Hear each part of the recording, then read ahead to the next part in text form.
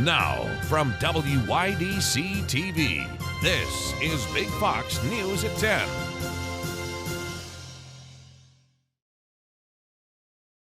Thanks for joining us. I'm Ann Emanuel. The Chemung County Sheriff's Office has opened an investigation after 2 bodies were found in Elmira. Thursday afternoon, deputies were dispatched to Cherrywood Manor in the town of Southport. There, they found 2 bodies unresponsive in a car located in the Cherrywood Manor parking lot. Law enforcement and medical personnel declared both individuals to be deceased. The Sheriff's Office is asking anyone with information to contact the Criminal Investigation Division. An Elmira man arrested after dozens of weapons were found inside an Elmira residence by police. A search warrant was executed by Elmira and New York State Police forces on a home on 4th Street in Elmira. They say numerous handguns, pistols, assault weapons, and large-capacity magazines were found inside the home. 22-year-old Maddox Burge was arrested on 7 counts of weapons charges. Across the country, people are swarming to supermarkets to get groceries for Thanksgiving next week. Big Fox's Josh Feldberg, though, tells us why the Thanksgiving bill this year could be a little higher. Thanksgiving dinners are projected to cost more this year. According to the New York Farm Bureau's 2022 Market Basket Survey, the traditional Thanksgiving meal is expected to cost about $66. In comparison, the study last year concluded the price for Thanksgiving dinner was around $52. One reason for this sudden price hike has to do with the staple piece of Thanksgiving dinner, turkey. Turkey prices are currently at record levels. According to the USDA Economic Research Service, this year an outbreak of highly pathogenic avian influenza, or bird flu, has resulted in the depopulation of over 5 million turkeys, which is around 2.5% of the total turkey population. Tight turkey supply caused by the bird flu, inflation, and increased demands on the U.S. food system are all said to be contributing factors to the high grocery bills. There are a few ways you can save money at the supermarkets this year. Paying attention to the weight of the turkey you buy can make a huge difference at the register. Buying generic store brand items over name brands is often cheaper and can taste the same. Lastly, comparing the prices between stores in your area is an easy way to make sure you're getting the best price around. Josh Feldberg, Big Fox News, Southern Tier. SUNY schools are calling on New York State for more funding due to major deficits. The United University Professions Union met in Rochester to discuss the deficits SUNY schools are facing. The total deficits for SUNY campuses statewide is said to be over $150 million. Union President Fred Cowell stated that New York State leaders are depriving SUNY of the oxygen needed for SUNY to grow, expand, and create a better future for our students. A major snowstorm is bearing down on the western part of the state, and forecasters expect the region to be impacted for days. Madeline Rivera has more from Buffalo. Heavy snow is crippling travel across parts of western New York, but people here say it's nothing they haven't seen before. Normal. Normal for us, I guess. A potentially historic snowstorm not fazing Buffalo residents. At times, snow fell at a rate of 2 to 3 inches per hour. By Sunday night, parts of western and northern New York could see several feet of snow.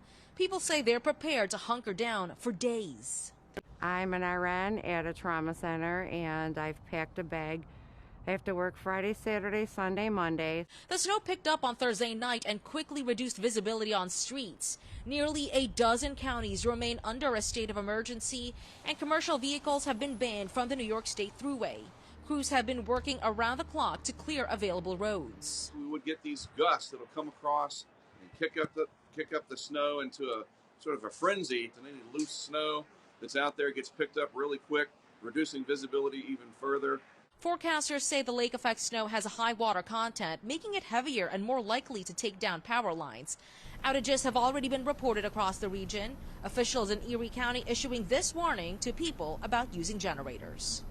So many people get severely ill and or die because they don't properly place their generators when they have the power outages. So I think we need to just address that. Meanwhile, this storm is already impacting air travel with dozens of flights being canceled. In Buffalo, New York, Madeline Rivera, Fox News.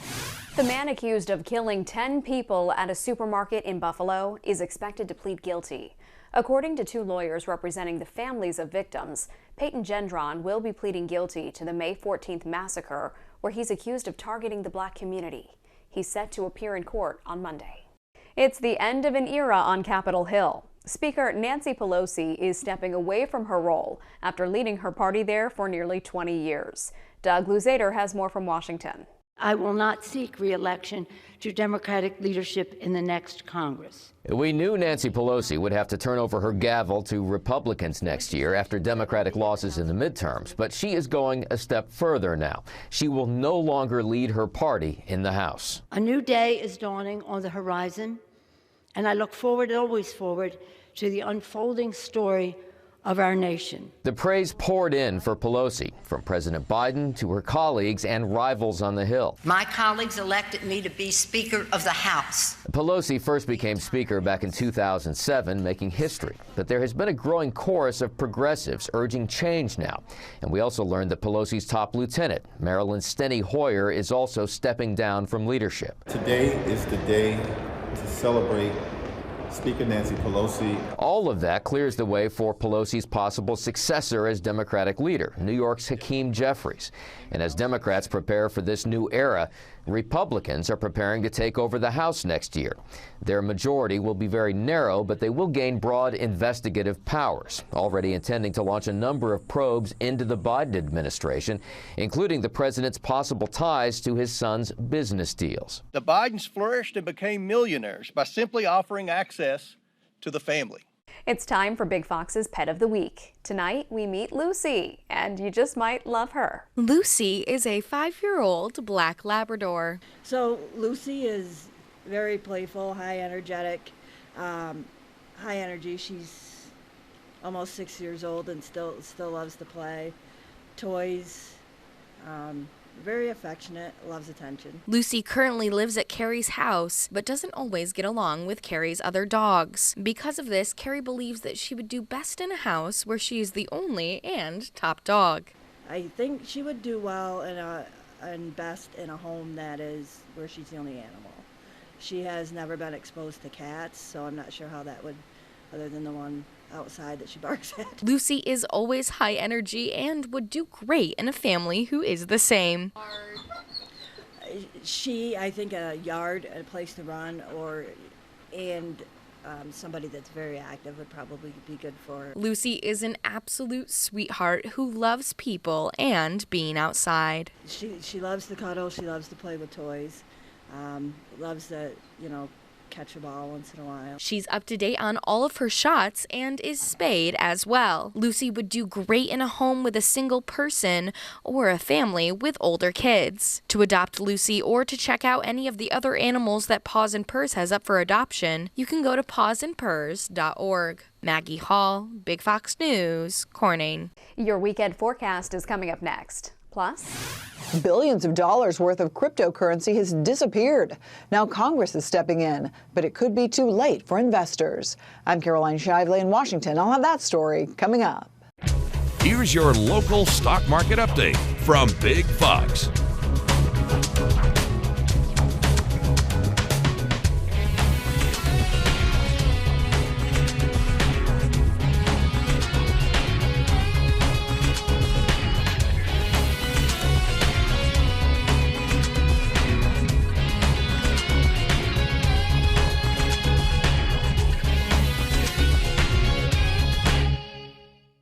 Now, your Twin Tiers forecast from Big Fox.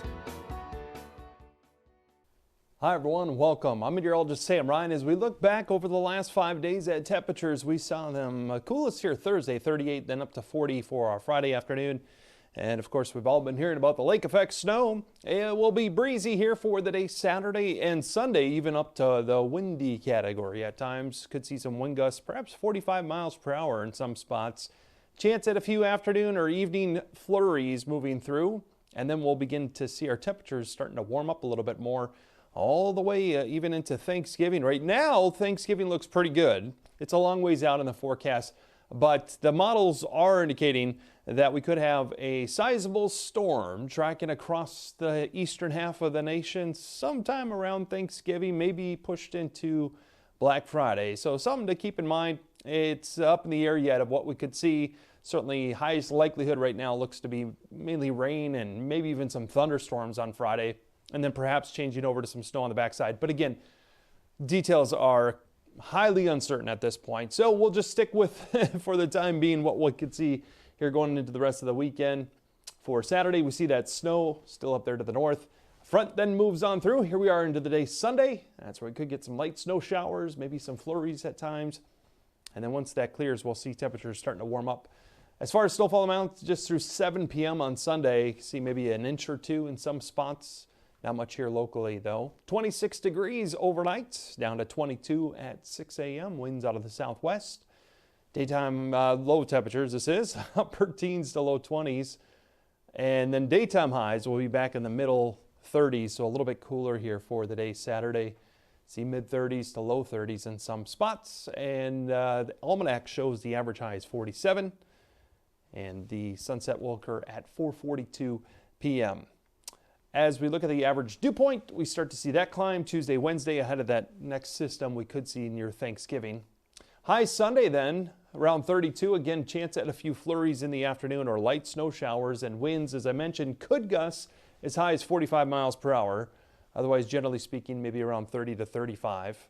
So high 32, still well below that average, but then we start to see those temperatures starting to warm up. Again, small steps, right? But they're in the right direction. 40 on Monday, 44 Tuesday, 41 on Wednesday, and here comes that leap. Well, we could be much warmer than 37 for our Thanksgiving, as those winds could be out of the southwest. Again, it's completely up in the air at this point. Model's having a tough time resolving this, how the northern jet stream and the subtropical jet stream may phase together. That's one of the issues. 48 otherwise, we'll say for a high on Friday. That seems to be our best chance at some shower activity on Black Friday. Right now, Thanksgiving should be dry. Elon Musk's latest ultimatum to Twitter employees. Calls grow to break up Ticketmaster, and the best and worst airports in the U.S. ranked, just in time for the busy holiday travel season. CJ Papa has today's business briefs. Hundreds of Twitter workers reportedly quitting after getting an ultimatum from Elon Musk. The billionaire's email warning them, quote, "We will need to be extremely hardcore. This will mean working long hours at high intensity. Only exceptional performance will constitute a passing grade." Employees were given a deadline to click on a link and agree to the intense longer hours or ignore the email and join the thousands of already laid off workers. Taylor Swift fans calling Ticketmaster the ultimate anti-hero for canceling the public ticket sale for the pop star's tour.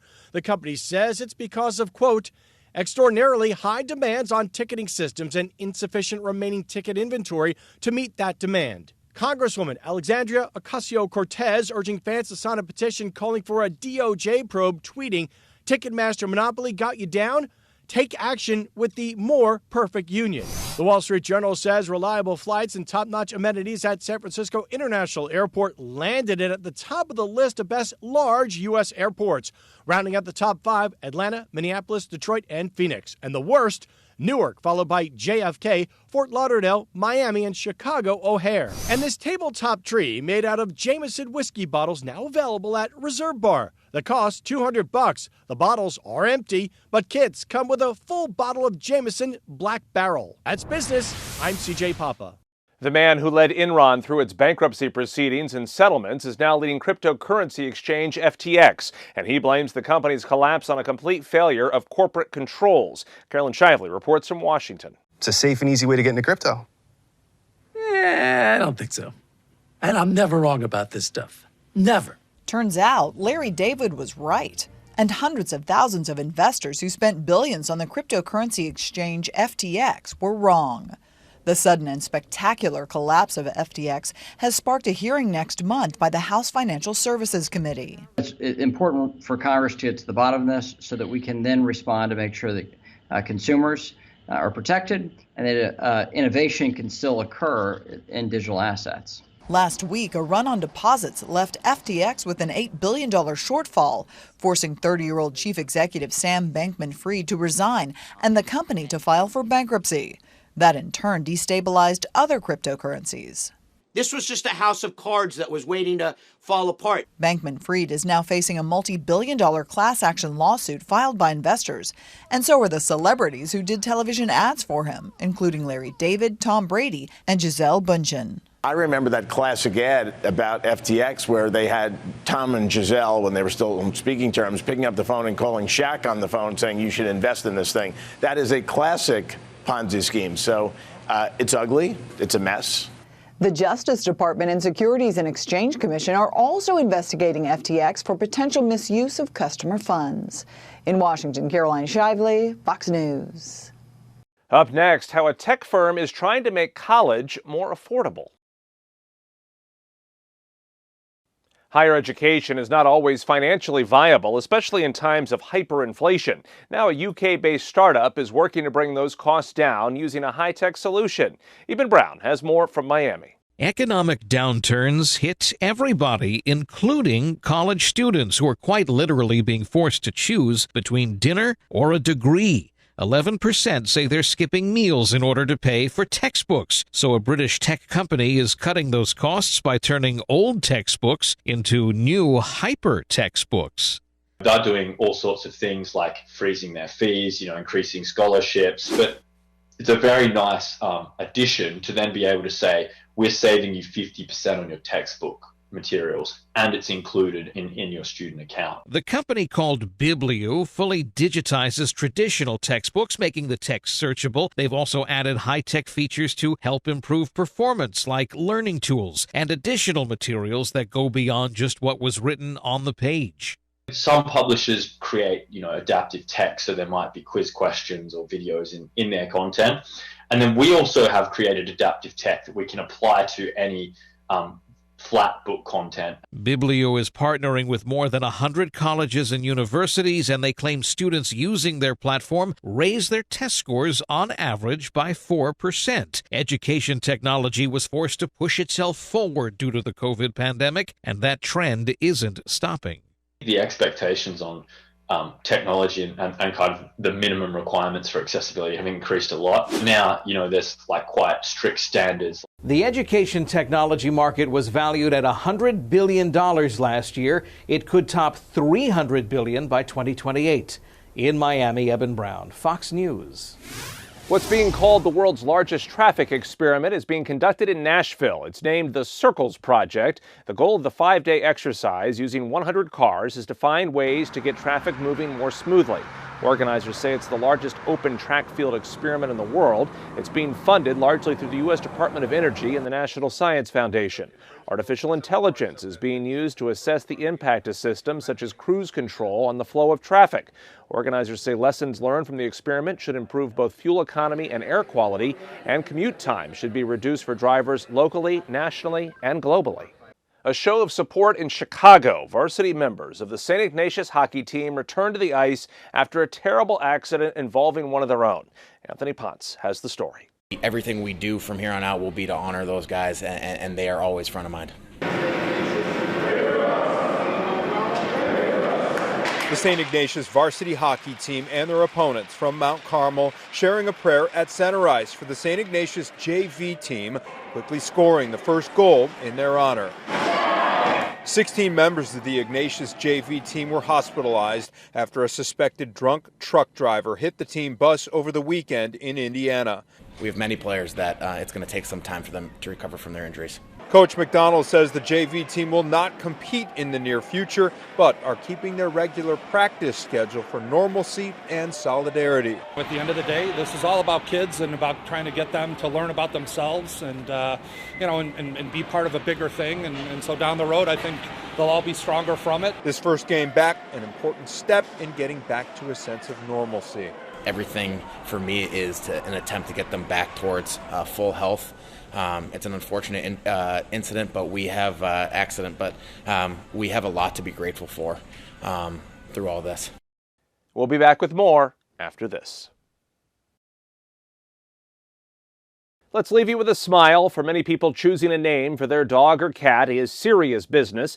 Rover.com takes it so seriously, it compiled an annual list of the most popular pet names. For dogs, the 5 most popular male dog names include Max, Charlie, Cooper, Milo, and Buddy.